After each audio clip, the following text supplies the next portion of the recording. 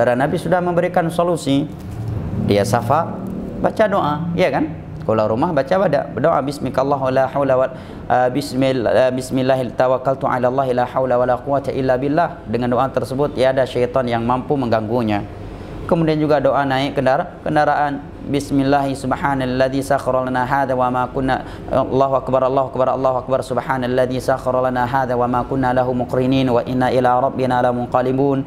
Dalam safar, ya, dia dianjurkan untuk membacakan doa safar. Allahumma inna nas'aluka fi safarina hadzal birra wa taqwa min al-amali ma tarda. Allahumma hawwin 'alaina safarana hadza wa tuwi 'anna bu'dah. Allahumma anta as-sahibu fi safar wal khalifatu fil ahl wa na'udzu bika min wa'tha'is safari wa ka'abatil manzari wa su'il munqalib fil ahli wal mal.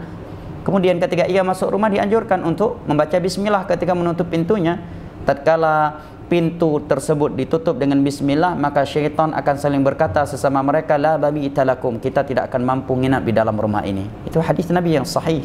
Tidak perlu menerima percaya khurafat-khurafat yang disampaikan oleh para ahli khurafat, para ahli syirik, walaupun dinisbatkan kepada ilmu agama.